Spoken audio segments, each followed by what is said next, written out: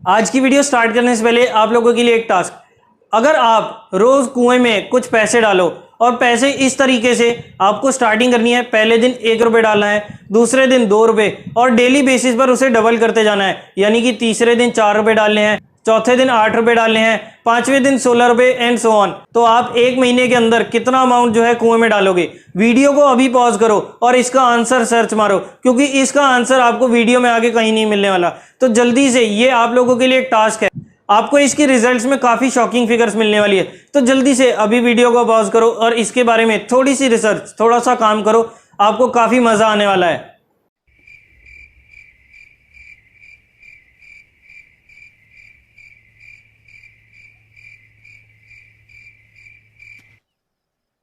उम्मीद करता हूं कि आपने इसका आंसर जरूर कैलकुलेट किया होगा। ये होती है पावर ऑफ कंपाउंडिंग। तो चलिए इसे हम एक और एग्जांपल से समझते हैं। राम और श्याम, दो लोगों ने एफडी में पैसा इन्वेस्ट किया। दोनों को सेम रेट ऑफ इंटरेस्ट मिला 10% का, और दोनों का टाइम पीरियड भी सेम था, 20 सालों का। बस डिफरेंस था तो टाइप ऑफ इंटरेस्ट का। राम को मिला 10% का सिंपल इंटरेस्ट और श्याम को मिला 10% का कंपाउंड इंटरेस्ट। सिंपल इंटरेस्ट यानी कि जो 1000 रुपये अगर जमा कराए तो उस पर हर साल 100 रुपये के हिसाब से इंटरेस्ट मिलेगा। और कंपाउंड इंटरेस्ट का मतलब है इंटरेस्ट पे इंटरेस्ट, यानी कि जो इंटरेस्ट मिला अगले साल उस पर भी इंटरेस्ट मिलेगा।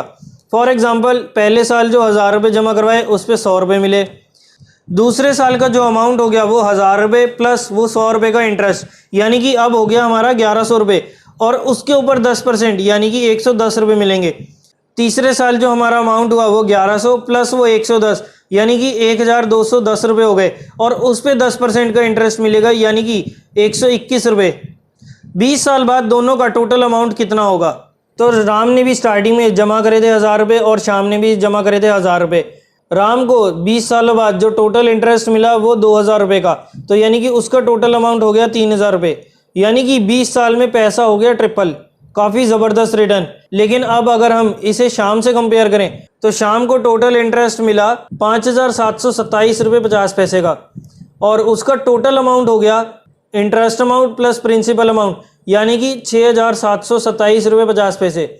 यानी कि 20 साल में पैसा उसका हो गया 6.72 टाइम्स। कुछ अमाउंट में आपको डिफरेंस समझ आया? और अगर अभी आप इस रेट ऑफ इंटरेस्ट को 10 से 15 कर दो, या फिर टाइम पीरियड को 20 सालों की जगह अगर 40 साल कर दो, तो आपको इसमें ड्रास्टिक चेंज नजर आने वाला है। ये है power of compounding. But power of compounding जो है स्टॉक मार्केट में किस तरीके से काम करती है, इसके बारे में भी इसी वीडियो में जानेंगे। बट उससे पहले अगर आप इस चैनल पर पहली बार आए तो मोस्ट वेलकम। मेरा नाम है तुषार बुद्धिराजा और स्वागत करता हूं आप सबका आपके अपने चैनल फिनटेक गुरुकुल पर।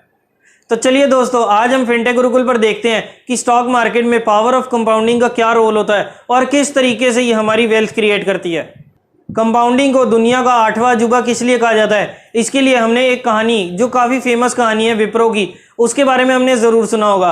अगर नहीं सुना तो चलिए कोई बात नहीं, आज की वीडियो में मैं आपको इस कहानी को केवल सुनाऊंगा ही नहीं, बल्कि इसे एक एग्जाम्पल के साथ आपको दिखाऊंगा अभी कि कैसे कंपाउंडिंग की पावर जो है स्टॉक मार्केट में हमारी वेल्थ क्रिएट करती है। मैंने आपके सामने विप्रो की कहानी का जिक्र किया, तो चलिए मैं आपको विप्रो की कहानी से ही समझाता हूँ। 1980 में इसका आईपीओ आया था और उस टाइम इसका प्राइस था लगभग 120 से 150 रुपये की रेंज में। उस टाइम मैं ये नहीं कहता कि किसी ने 10,000 लगाए होते तो वो आज इतना अमाउंट होता, या 1000 लगाए होते तो इतना अमाउंट होता। केवल एक शेयर भी अगर आपने लिया होता 120 से 150 रुपये की रेंज में, तो आपको मैं बताता हूँ कि किस टाइप से इसमें पावर ऑफ कंपाउंडिंग ने काम किया। सबसे पहले 1981 में इसने बोनस दिया 1 पे 1। अब बोनस का मतलब होता है जिसके पास एक शेयर है उसको इसके बदले में एक शेयर और मिल जाएगा। तो यानी कि 1981 में विप्रो के बोनस के बाद जिसके पास पहले एक शेयर था उसके पास हो गए 2 शेयर। उसके बाद 1985 में इसने फिर 1 पे 1 बोनस दिया, यानी कि अब 2 के हो गए 4 शेयर। 1986 में इस कंपनी ने स्प्लिट किया। अब स्प्लिट का मतलब होता है कि जिसके पास एक शेयर है उसके बदले में, मान लीजिए 10:1 का स्प्लिट है, तो यानी कि जिसके पास एक शेयर है उसको अब एक की जगह उसके छोटे छोटे पार्ट हो जाएंगे और उसको एक शेयर की जगह अब 10 शेयर मिल जाएंगे। तो यानी कि जिसके पास 1985 में 4 शेयर थे उसको स्प्लिट मिला 10:1 का, यानी कि जिसके पास एक शेयर अब उसे मिल जाएंगे 10 शेयर। तो यानी कि जिसके पास 4 शेयर उसको मिल गए 40 शेयर। 1987 में इसने फिर 1 पे 1 का बोनस दिया, तो यानी कि 40 शेयर्स के हो गए अब 80 शेयर्स। 1989 में एक बार फिर से इस कंपनी ने 1:1 का बोनस दिया, तो यानी कि अब 80 शेयर्स हो गए 160। 1992 में 1:1 का बोनस, तो शेयर्स हो गए 320। 1995 में अगेन 1:1 का बोनस, तो शेयर्स हो गए 640। 1997 में उसने बोनस दिया 2:1 का, यानी कि जिसके पास एक शेयर अब उसे उसके बदले में मिल जाएंगे 2 और शेयर। तो यानी कि जिसके पास 640 शेयर थे अब उसको 1280 शेयर्स और मिल गए, तो टोटल हो गए 1997 में 1920 शेयर्स। अब उसके बाद 1999 में इस कंपनी ने, विप्रो ने फिर से 5:1 का स्प्लिट किया, तो यानी कि जिसके पास एक शेयर उसकी जगह उसे मिल गए 5 शेयर्स। तो हमारे पास 1920 शेयर्स थे, उसकी जगह अब हमारे 1999 में हो गए 9600 शेयर्स। देन अगेन 2004 में बोनस आया 2:1 का, तो हमारे 9600 शेयर्स हो गए 28,800 शेयर्स। 2005 में फिर बोनस आया 1:1 का, तो 28,800 शेयर्स हो गए हमारे 57,600 शेयर्स।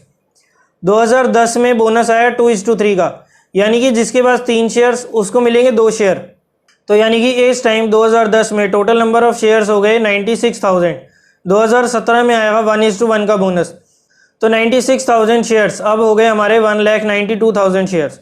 उसके बाद 2019 में इसने फिर बोनस दिया 1:3 का, यानी कि जिसके पास 3 शेयर्स उसको मिलेगा 1 शेयर। 2019 में जिसने 1980 से इस स्टॉक को होल्ड कर रखा है, केवल 1 शेयर को होल्ड कर रखा है, तो उसके करंट नंबर ऑफ शेयर्स हो गए 2,56,000 शेयर्स। तो अगर हम आज की डेट में, जब मैं ये वीडियो रिकॉर्ड कर रहा हूँ, मैं ये वीडियो रिकॉर्ड कर रहा हूँ 12 जून को, तो इस टाइम के हिसाब से अगर हम करंट मार्केट वैल्यू विप्रो के शेयर्स की निकालें तो हमारे पास शेयर्स पड़े हैं 2,56,000 शेयर्स, और इसका मार्केट प्राइस चल रहा है फिलहाल 554, तो हम मोटा मोटा 550 मानकर चलते हैं। तो अगर हम कैलकुलेट करें कि 550 इंटू 2,56,000 शेयर्स, तो हमारी जो करंट वैल्यू आती है वो है अराउंड 14 करोड़ 8 लाख। तो ये है हमारी करंट वैल्यू उस एक शेयर की जो 1980 में अगर हमने लिया होता, तो उस टाइम वो एक शेयर 120 से 150 रुपए की रेंज में था, और आज उस केवल एक शेयर की वैल्यू, आज वो बोनस और स्प्लिट होने के बाद करंट वैल्यू 14 करोड़ से भी ज़्यादा की है। तो इस तरीके से power of compounding stock market में काम करती है, और इस तरीके से हमारी वो वेल्थ क्रिएट करती है। अब आप देख सकते हो कि वो एक शेयर जो 120 से 150 की रेंज में था, अगर उस पर हम इन्फ्लेशन भी कैलकुलेट कर लें तो भी इतना बड़ा अमाउंट नहीं बनता जितना हमारे को आज की डेट में उस एक शेयर की करंट मार्केट वैल्यू का है। इसी तरीके से पावर ऑफ कंपाउंडिंग काम करती है, और इसी वजह से हम इसे 8th wonder of the world बोलते हैं। तो इसी तरह से कंपाउंडिंग काम करती है, फिर वो चाहे स्टॉक मार्केट में हो, या फिर हो म्यूचुअल फंड में, एफडी में हो, या फिर किसी बॉन्ड वगैरह में। जी हाँ दोस्तों, फिक्स डिपॉजिट्स बॉन्ड में भी जो हमारा है वो इंटरेस्ट पे इंटरेस्ट मिलता है। काफ़ी सारे बॉन्ड्स में ऐसा है कि आपको सिंपल इंटरेस्ट भी मिलता होगा, लेकिन फिक्स डिपॉजिट, स्टॉक मार्केट और म्यूचुअल फंड में तो आपको कंपाउंडिंग इंटरेस्ट मिलता है। बस मेन डिफरेंस जो आता है वो आता है कि आप कितने टाइम पीरियड तक, कितने समय तक उस चीज़ को होल्ड करते हो, ताकि वो कंपाउंडिंग का जो इफेक्ट है वो और अच्छे से काम करे। और उसके अलावा कि हमारा रेट ऑफ इंटरेस्ट जो है वो कितना मिल रहा है। जितना ज़्यादा दोनों में से कोई भी चीज़ होगी उतना ज़्यादा हमारा कंपाउंडिंग का इफेक्ट होगा। वॉरेन बफे ने भी, जो वर्ल्ड के सबसे बड़े इन्वेस्टर है, उन्होंने भी अपनी 99% से ज़्यादा वेल्थ जो क्रिएट करी थी वो करी थी 55 की एज के ऊपर। उसके अलावा अगर हम एलन मस्क को देखें, जेफ बेजोस को देखें, मुकेश अंबानी को देखें, या फिर गौतम अडानी को देखें, इन सब ने भी जो मैक्सिमम वेल्थ जो अभी क्रिएट करी है वो हाल ही के टाइम में करी है। क्योंकि कंपाउंडिंग की जो पावर है वो जितना ज़्यादा आप टाइम दोगे उतना ज़्यादा उसका फ़र्क पड़ेगा। तो ये थी दोस्तों एक स्पेशल वीडियो, एक स्पेशल टॉपिक कि कंपाउंडिंग की पावर जो है वो किस तरीके से काम करती है। उम्मीद करता हूँ कि आप लोगों को भी ये चीज़ समझ आई होगी। जितना जल्दी हम इन्वेस्टमेंट चालू करेंगे, जितना जल्दी हम कंपाउंडिंग को काम पर लगाएंगे, उतना ज़्यादा फायदा हमारे को लॉन्ग टर्म में होने वाला है। तो जल्दी से आप भी अपनी कंपाउंडिंग की पावर को यूज़ करें और इन्वेस्टमेंट चालू करें और काम पर लगाएं इस कंपाउंडिंग को, ताकि वो आपको अच्छा रिटर्न बनाकर दे सके। और जल्दी से अपना स्टॉक मार्केट में इन्वेस्टमेंट भी चालू करें। और अगर अभी तक आपने अपना डीमेट अकाउंट नहीं खुलवाया तो आप स्टॉक मार्केट में इन्वेस्टमेंट करने के लिए आपके लिए सबसे पहली चीज़ है कि आप अपना डीमेट अकाउंट खुलवाएं। अब डीमेट अकाउंट कहाँ से खुलवाएं, इसके लिए आपको डिस्क्रिप्शन में बेस्ट ब्रोकर्स के लिंक मिल जाएंगे। आप जिस पे चाहें, चाहे डिस्काउंट ब्रोकर हो जैसे अपस्टॉक्स हो गया, या फिर फुल सर्विस ब्रोकर जैसे IIFL या एंजल ब्रोकिंग हो गया, आप जिस पे चाहें उस पे अपना डीमेट अकाउंट खुलवा सकते हैं और उसके अलावा फ़ायदा भी उठा सकते हैं, कुछ एक्स्ट्रा बेनिफिट्स का भी। सारी डिटेल्स आपको नीचे डिस्क्रिप्शन में मिल जाएगी। तो जल्दी से इन बेनिफिट्स का फ़ायदा उठाएं और आज ही अपनी कंपाउंडिंग की पावर को यूज़ करें। अगर आपको आज की वीडियो पसंद आई तो इसे लाइक ज़रूर कीजिए और सबके साथ शेयर भी कीजिए। और जो मैंने आपको वीडियो के स्टार्टिंग में एक टास्क दिया था उसका आंसर आप मुझे नीचे जरूर कमेंट्स में बताएं। और अगर अभी तक आपने इस चैनल को सब्सक्राइब नहीं करा तो जल्दी से नीचे दिए बटन पर क्लिक कीजिए और सब्सक्राइब कीजिए इस चैनल को। साथ ही में बने बेल आइकन को भी प्रेस करें ताकि जितनी भी वीडियोस हैं जो इस चैनल पर जैसे ही अपलोड होंगी उन सब की नोटिफिकेशंस आप तक सबसे पहले पहुंच जाए। तो नोटिफिकेशन बेल को भी दबाना बिल्कुल ना भूलें। तो चलिए दोस्तों, आज की वीडियो में इतना ही। मैं तुषार बुद्धिराजा आपसे लेता हूं इजाजत। Bye bye and take care.